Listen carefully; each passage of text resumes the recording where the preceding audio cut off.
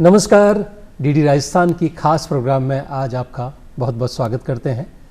जीवन में जब कुछ ठीक चलता रहता है तो सब कुछ ठीक है, लेकिन जब कुछ गड़बड़ होने लगता है, खास तौर से ऑफिसेज को लेकर के, तो आपको लगता है कि ऐसी कोई फोरम होनी चाहिए जहां अपनी बात रख सकें। और जब वित्तीय संस्थानों की बात आती है तो आपका हार्ड अर्न मनी है, उसकी सेफ्टी, उसका प्रिजर्वेशन बहुत ज़रूरी है, उसमें किसी तरह की धोखाधड़ी ना हो जाए। इसीलिए आरबीआई ने ऑम्बुड्समैन की शुरुआत की। आज की इस खास प्रोग्राम में आज हम बात करने वाले हैं ऑम्बुड्समैन स्पीक की। इस विषय के एक्सपर्ट के तौर पर हम स्वागत करते हैं बलजीत बिरहा जी का, chief general manager and RBI ombudsman Rajasthan state Jaipur. धन्यवाद आपका बहुत बहुत स्वागत है। धन्यवाद। जैसा कि आज का खास प्रोग्राम है ऑम्बुड्समैन स्पीक, पर्पस क्या है ऑम्बुड्समैन स्पीक के? जैसे कि आपको ज्ञात है कि 15 मार्च को वर्ल्ड्स कंज्यूमर राइट डे मनाया जाता है, तो रिजर्व बैंक ऑफ इंडिया ने 2022 से इस दिन को मनाना शुरू किया, जिसका उद्देश्य ये है कि जो रिजर्व बैंक और उसके रेगुलेटेड संस्थान के पास जो भी कंज्यूमर ग्रीवेंस रिड्रेसल सिस्टम है, उसको हम पूरे देश के कोने कोने में फैलाएं और जो पब्लिक है उसको इसके बारे में जागरूक करें। और इस मंच से मैं ये भी करना चाहूँगी कि जितना भी धोखाधड़ी से रिलेटेड जो भी फ्रॉड है या फ्रॉड चल रहे हैं, उसका जनता किस तरह से समाधान कर सकती है, उसके बारे में इसका आज हम डिस्कशन करेंगे। जी, जैसा आपने कहा कि वर्ल्ड कंज्यूमर डे है, आप समझिए आप कितने महत्वपूर्ण हैं। यानी आप सारा फोकस आपके ऊपर है, क्योंकि हमारा पूरी बाजार व्यवस्था जो है कंज्यूमर सेंट्रिक है, यानी कि आपकी सुविधा के लिए, आपके लाभ के लिए है। इसलिए ऐसे में इस तरह के इनिशिएटिव्स का होना बहुत ज़रूरी है। वर्ष 2021 में आरबीआई ने IOS नाम की एक स्कीम शुरू की थी, यानी कि इंटीग्रेटेड ऑम्बुड्समैन स्कीम शुरू की थी। इसके बारे में विस्तार से जानना चाहेंगे। जो रिजर्व बैंक की इंटीग्रेटेड ऑम्बुड्समैन स्कीम है, ये 2021 में शुरू की गई थी, लेकिन इससे पहले ये मैं बताना चाहूँगी कि ये हमने 3 जो पुरानी हमारी स्कीम थी, integrated reserve bank ombudsman scheme 2006, उसके बाद हमने NBFC के लिए एक ऑम्बुड्समैन स्कीम की थी 2018, और फिर हमने जो पेमेंट सिस्टम पार्टिसिपेंट्स हैं उनके लिए ऑम्बुड्समैन स्कीम करी थी 2019। तो इन तीनों को मिला के हमने इंटीग्रेटेड ऑम्बुड्समैन स्कीम तैयार की है। जी, बहुत सारे वित्तीय संस्थान हैं, किन किन संस्थानों को इस स्कीम के अंडर कवर किया गया है? इस स्कीम में हमने कमर्शियल बैंक्स को किया है, नॉन बैंकिंग फाइनेंशियल कंपनी को किया है, उसके बाद जो 50 करोड़ के ऊपर जो डिपॉजिट अर्बन कोऑपरेटिव बैंक्स है उसको भी किया है, और पेमेंट सिस्टम को भी किया है। इसके अलावा रिसेंटली हमने क्रेडिट इंफॉर्मेशन कंपनीज को भी इसमें ऐड किया है। यानी कि आपके पॉकेट से जुड़ा हुआ जहाँ भी इशू है, चाहे इन हो या आउट, कहीं ना कहीं गड़बड़ होने की संभावनाएं बनी रहती हैं। और ग्रेजुअली जब पॉलिसीज़ आती हैं तो उनमें अमेंडमेंट्स करते हैं। शुरुआत में जैसे क्रेडिट का सिस्टम इसमें इंक्लूडेड नहीं था और सब्सिक्वेंटली इसे भी ऐड किया गया है, जिससे कि आपके लाभ, आपके हित हमेशा सुरक्षित रहें। किस तरह के इस फ्रेमवर्क के फ़ायदे अल्टीमेटली क्या होने वाले हैं? इसका जो हमारा इंटीग्रेटेड ऑम्बुड्समैन स्कीम है, इसने प्रोसेस को बहुत ही आसान बनाया है पहली बार। फिर उसका इसमें हमने और भी ज़्यादा से ज़्यादा रेगुलेटेड एंटिटीज़ को इसमें ऐड किया है। और अभी इससे क्या हो गया कि सिस्टम बहुत ही सरल हो गया। आप देश के किसी भी भाग में बैठ के कंप्लेन लॉन्च कर सकते हैं, और जो हमारा जो सिस्टम है कंप्लेन मैनेजमेंट सिस्टम, जिसके बारे में हम डिटेल में बात करेंगे, उसमें आप लॉन्च कर सकते हैं, और डाक से भी भेज सकते हैं, फिजिकल लेटर से भी भेज सकते हैं, ईमेल के द्वारा भी भेज सकते हैं। और जो हमारा ये सिस्टम है, इसमें आप क्या कहते हैं, इसमें अपना जो डॉक्यूमेंट्स हैं उसको भी आप अपलोड कर सकते हैं। तो ये अगर हम देखें तो पूरी तरह से सिस्टम टेक्निकल हो गया है, और टेक्नोलॉजी का यूज़ करके हमने बहुत अच्छे से इस सिस्टम को तैयार किया। यानी कि टेक्नोलॉजी के उपयोग से जो आसानी है, जो लाभ है, वो आपको सीखना ही होगा। ब्रिक टू क्लिक पर आपके पास समाधान उपलब्ध है। ब्रिक यानी कि ऑफिस की बिल्डिंग, उस बिल्डिंग में जाने की बजाय आप अपने क्लिक्स एक देख सकते हैं। हमारी पीछे वेबसाइट और इंफॉर्मेशन डिस्प्ले पर दिख ही रही है। आप किस प्रकार से इन वेबसाइट्स का इस्तेमाल करके और ईमेल का इस्तेमाल करके आप अपनी सूचना, अपनी शिकायत दर्ज कर सकते हैं, और न केवल शिकायत दर्ज कर सकते हैं, उससे जुड़े हुए जो भी डॉक्यूमेंट्स हैं उनको भी अपलोड किया जा सकता है।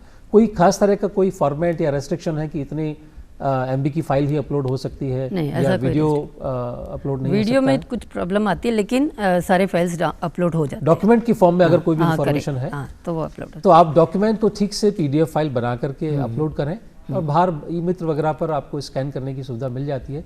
तो आप आसानी से जो ब्रिक टू क्लिक का जो लाभ है वो ले सकते हैं।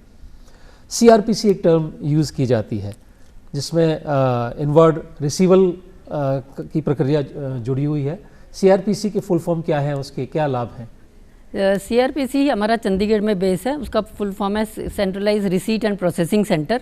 तो जो मैं अभी बता रही थी कि जो शिकायत करता है उसके पास 3-4 ऑप्शन है।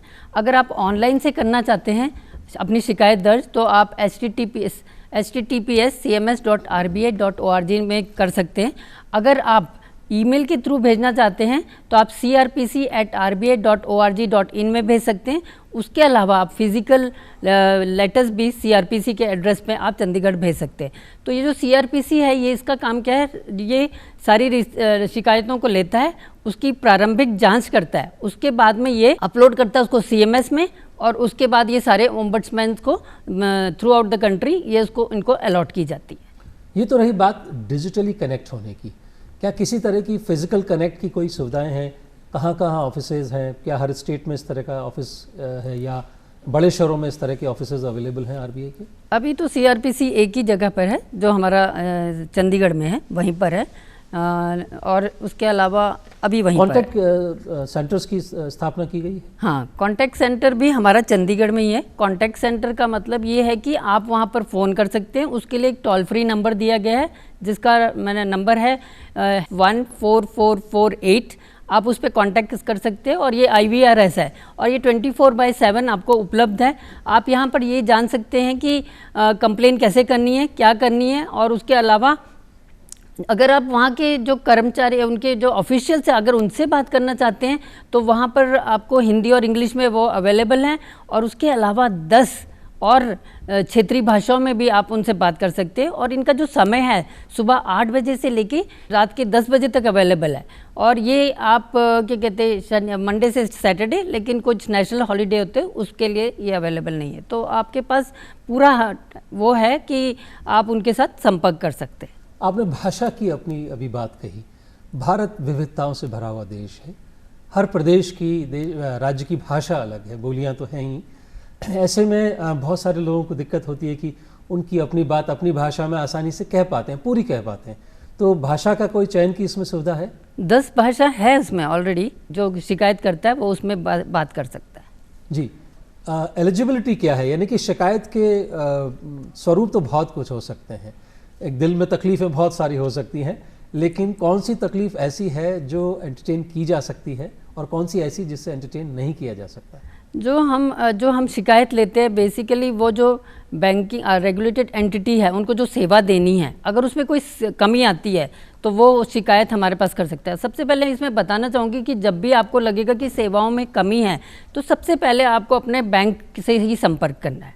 जब आप अपने बैंक को लिखित रूप में, क्योंकि उनके पास भी एक इंटरनल ग्रीवेंस रिड्रेसल सिस्टम है, और जो ये RBI का ये जो सिस्टम है इसको हम ऑल्टरनेट ग्रीवेंस रिड्रेसल सिस्टम बोलते हैं। तो सबसे पहले आपको अपने बैंक में जाना है। बैंक को हम 30 दिन का समय देते हैं आपकी शिकायत का समाधान करने के लिए। अगर वो 30 दिन के अंदर आपको नहीं देता तो आप RBI के पास आ सकते हैं। अगर 30 दिन के बाद जवाब दे भी दिया विदिन 30 डेज, लेकिन आप उससे संतुष्ट नहीं हैं, तो भी आप RBI के पास आ सकते हैं।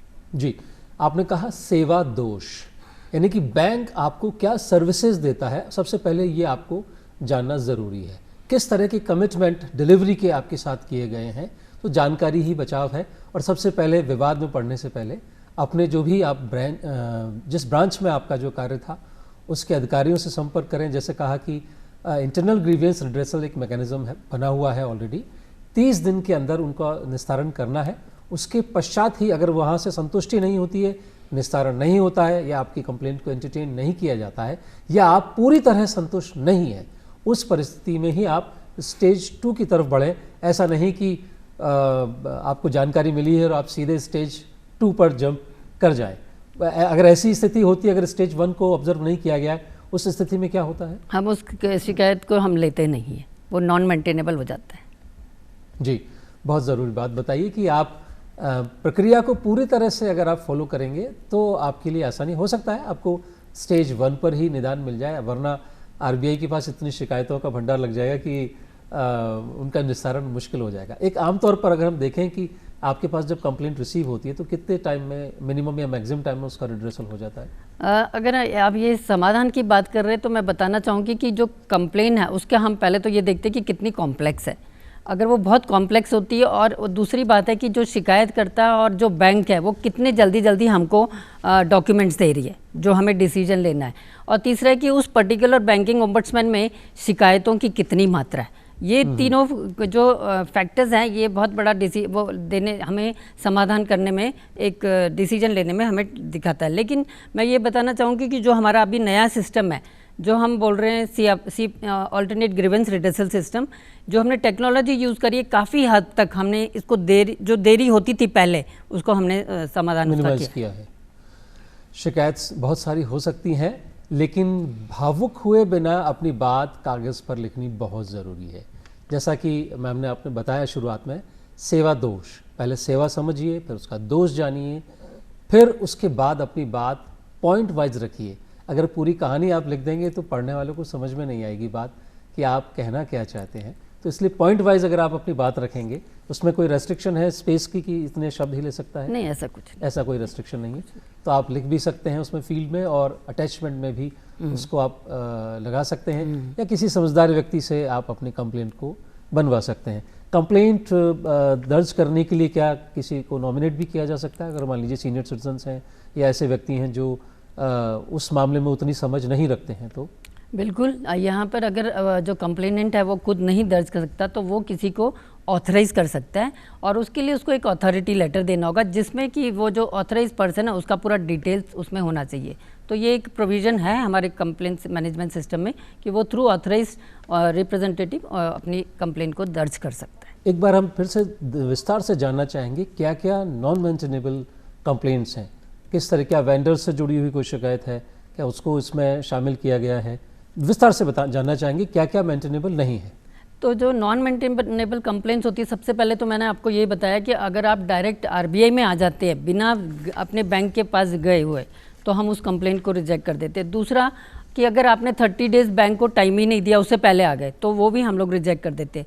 तीसरा, अगर आपको 1 साल आपको रिप्लाई मिला है लेकिन आप 1 साल के बाद हमारे पास आ रहे, तो उसको भी हम रिजेक्ट कर देते हैं।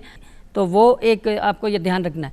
फिर ऑलरेडी जो हमने डुप्लीकेट पहले ही हमने आपका समाधान कर दिया कंप्लेंट्स का, अगर आप फिर से उसी कंप्लेंट को लेके सेम विषय पे आते हैं, हम उसको भी रिजेक्ट कर देते हैं, वो नॉन मेंटेनेबल हो जाती है। इसके अलावा जब आरई का रेगुलेटेड एंटिटी का जो वेंडर है, वेंडर और आरई के बीच में कुछ विवाद है, वो अब कंप्लेंट लेके आता है, हम उसको भी नहीं लेते।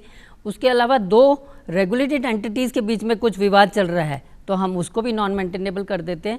उसके अलावा कि वो मैनेजमेंट के अगेंस्ट कुछ कंप्लेन कर रहा है या किसी अधिकारी के अगेंस्ट कंप्लेन कर रहा है, तो ये भी हमारे स्कीम की परिभाषा के अंदर नॉन मेंटेनेबल कहलाई जाती है।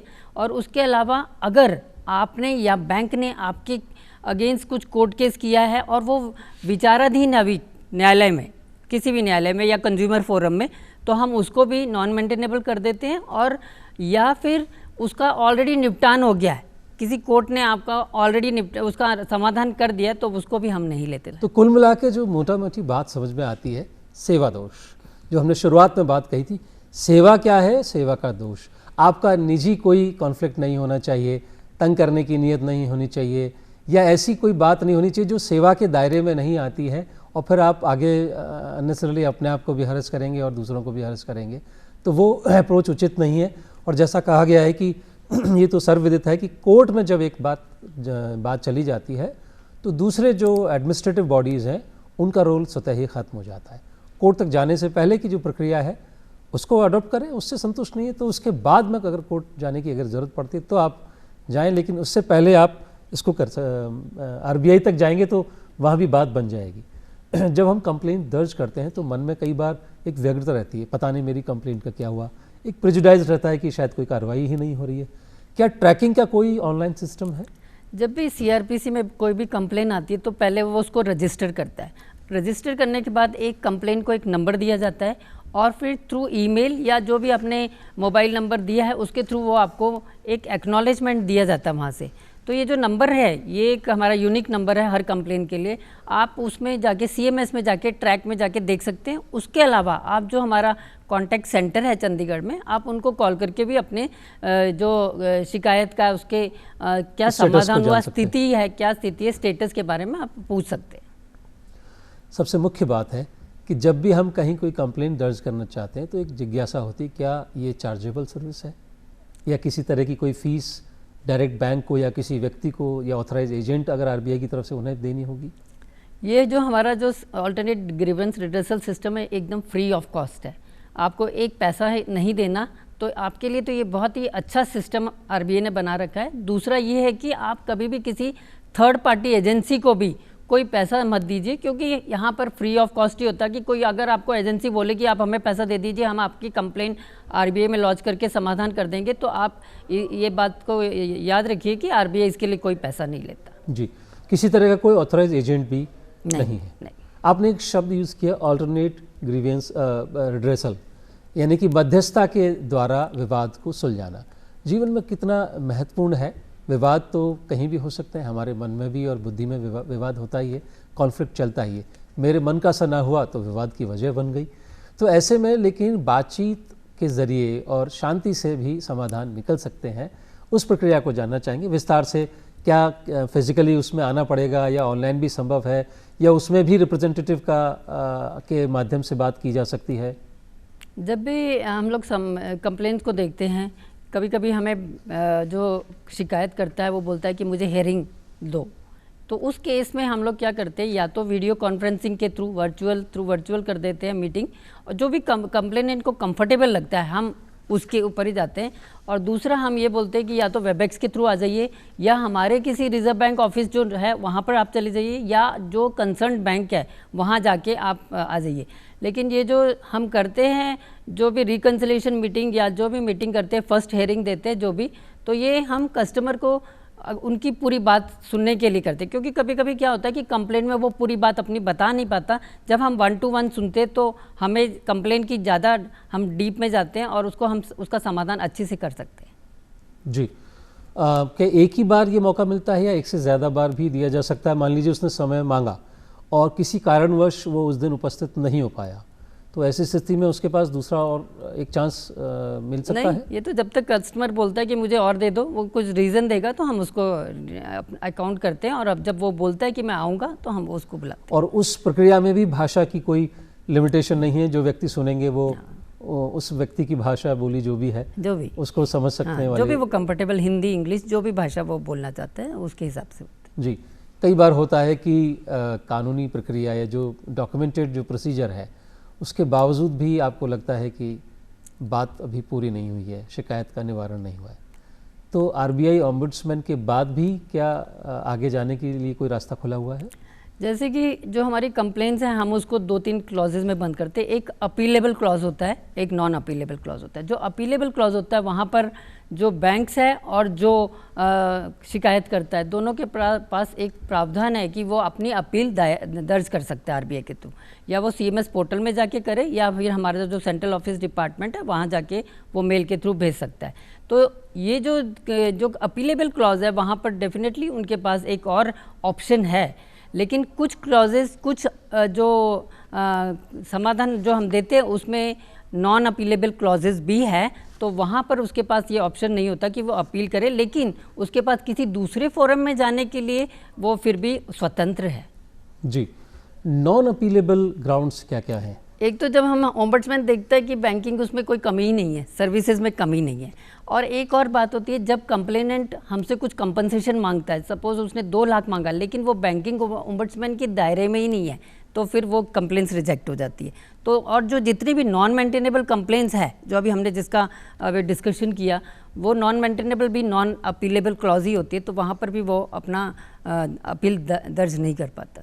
जी, क्या कंप्लेंट किस जब रिजेक्शन की जाती है उसकी कोई स्टेजेस डिफाइंड है या किसी भी स्टेज पे उसको रिजेक्ट किया जा सकता है? नहीं, जैसे CRPC फर्स्ट लेवल तो CRPC है, वो भी फर्स्ट लेवल पे देखता है कि FRC है, लेकिन जैसे कि वो बैंक के पास गया ही नहीं, सीधे इधर ही कर दिया, तो वहाँ CRPC में भी बहुत सारी कंप्लेंट क्लोज हो जाती है। उसके बाद जब जो कुछ कंप्लेंट्स नहीं क्लोज होती वो सारे ओम्बड्समैन को अलॉट की जाती है। उसमें हम लोग देखते हैं कि क्या क्या उसने जो कंप्लेन करी है, तो उसके हिसाब से हम उसको नॉन मेंटेनेबल और मेंटेनेबल कंप्लेंट्स में डिवाइड करते हैं। जी, कई बार ऐसा पाया जाता है कि आप भावावेश में थे, क्रोध में थे और आपने कंप्लेंट कर दी, समाधान आपका हो गया था, लेकिन आप मानने को या स्वीकार करने के लिए तैयार नहीं थे। ऐसे में वो आगे आरबीआई में कंप्लेंट कर देता है ombudsman के पास में।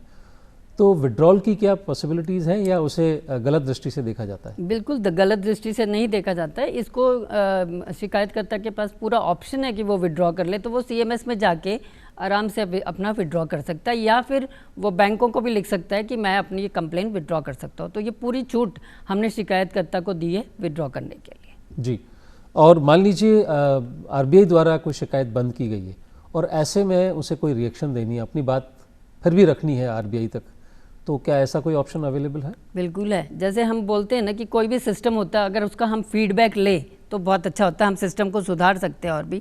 तो यहाँ पर भी फीडबैक देने के लिए हमारे सीएमएस पोर्टल में ही ऑप्शन है जिसमें वो अपना फीडबैक दे सकता है।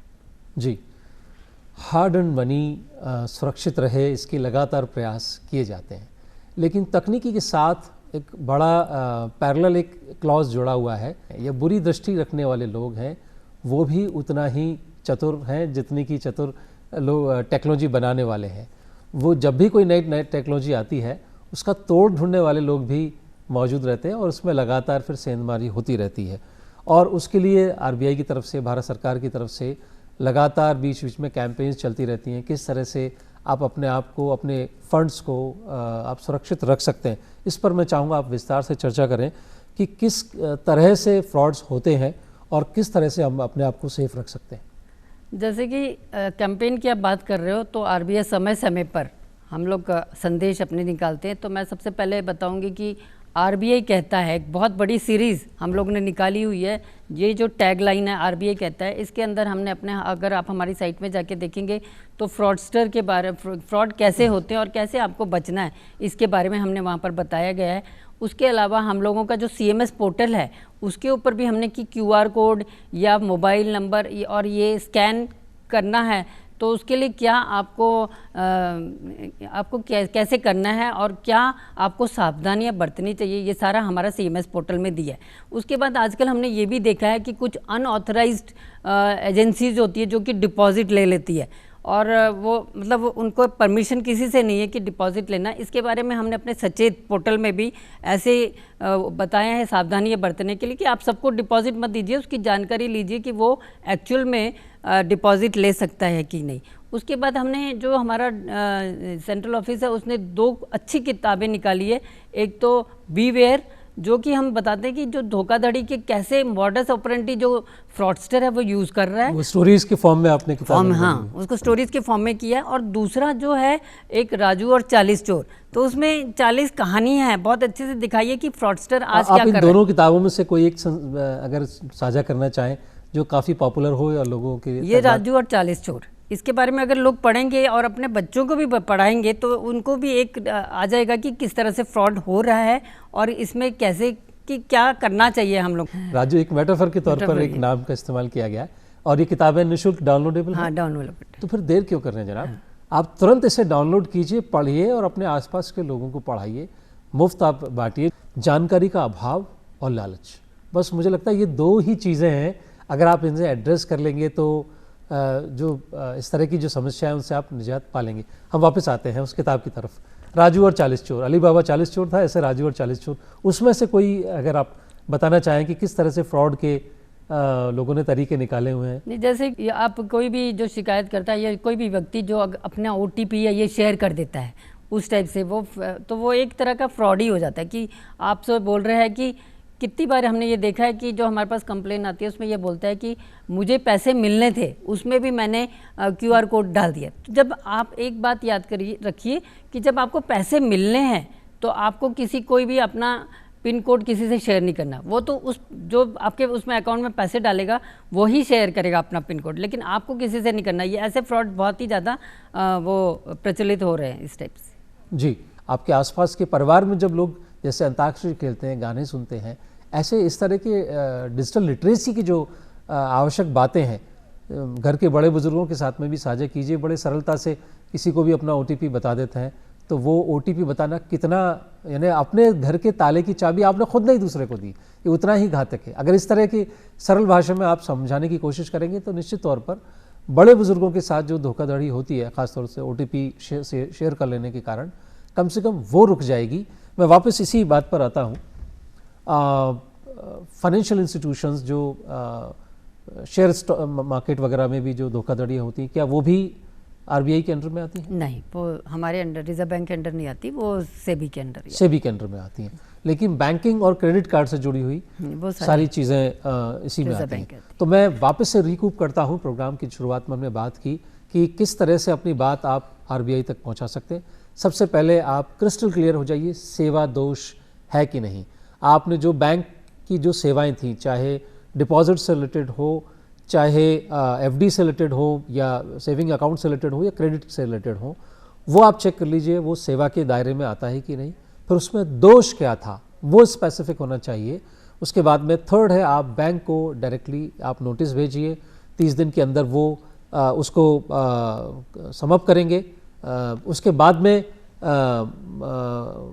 आपके पास में आने की प्रक्रिया शुरू होगी। मैं चाहूँगा कि आपके पास जो आने की प्रक्रिया है, ऑनलाइन की पूरी प्रक्रिया, एक बार पुनः आप हमारे दर्शकों को बताएं। तो मैं ये बोलना चाहती हूँ, जब भी आप एक शिकायत दर्ज करते हैं तो जैसे मैंने पहले भी बताया कि आप ऑनलाइन भी कर सकते हैं, बैंक के थ्रू, डाक के थ्रू भी कर सकते हैं, फिजिकल फॉर्म में भी कर सकते हैं, और मेल के थ्रू भी कर सकते हैं। उसके बाद जब हम जो प्रोसेस होने के बाद जो सारे ओम्बड्समैन को जो कंप्लेन हमें अलॉट होती है, उसके बाद हम देखते हैं कि उसमें क्या डॉक्यूमेंट्स है कि नहीं है, क्या सेवा की कमी है। तो अगर हमको लगता है कि वो नॉन मेंटेनेबल और नॉन मेंटेनेबल के बीच में हम डिस्टिंग्विश करते हैं, जो नॉन मेंटेनेबल होती है हम उसको तुरंत बंद कर देते हैं, और जो मेंटेनेबल होती है फिर उसके ऊपर प्रोसेस स्टार्ट होता है। फिर हम डॉक्यूमेंट्स मंगाते हैं, दोनों रेगुलेटेड एंटिटी से भी और कस्टमर से भी, फिर दोनों से हम साझा करते हैं। दोनों के जो भी हमारे पास आए हैं हम उनको साझा करते हैं कि आप बताइए कि इन दोनों, आपने जो बताया वो बैंक ठीक बोल रहा है या बैंक ने जो बोला आप ठीक बोल रहे हैं। मतलब दोनों का हम एक बार डिसीजन फाइनल ले लेते हैं, और उसके बाद हम एक डिसीजन लेते हैं जो कि पूरे जो भी केस है उसके ऊपर डिपेंड करता है कि वो कस्टमर के फेवर में जा रहा है कि बैंक के फेवर में जा रहा है। वो एक हम पूरा डिसीजन डॉक्यूमेंट के बेस पे ही हम लोग ये डिसीजन लेते हैं। जी, आज दूरदर्शन की विशेष प्रोग्राम में आज हमने जानकारी हासिल की किस तरह से बैंकिंग ओम्बड्समैन आपकी समस्याओं का निस्तारण करता है। बलजीत जी, आप स्टूडियो में आई और इतनी महत्वपूर्ण जानकारियाँ हमारे दर्शकों के लिए आपने साझा की, आपका बहुत बहुत धन्यवाद। उम्मीद करते हैं आपको ये आज की जानकारी आपके लिए बेहद महत्वपूर्ण है, आपके काम आएगी, और हमारे जितने भी जो डिजिटल प्लेटफॉर्म्स हैं, ख़ासतौर से YouTube पर भी हमारा प्रोग्राम उपलब्ध रहेगा। न केवल आप देखें, लाइक कमेंट शेयर करें, और जो दूसरे लोग हैं उन तक भी इस प्रोग्राम को ज़रूर पहुँचाएँ। पुनः धन्यवाद, आपसे लेते विदा, नमस्कार। धन्यवाद, आपका धन्यवाद।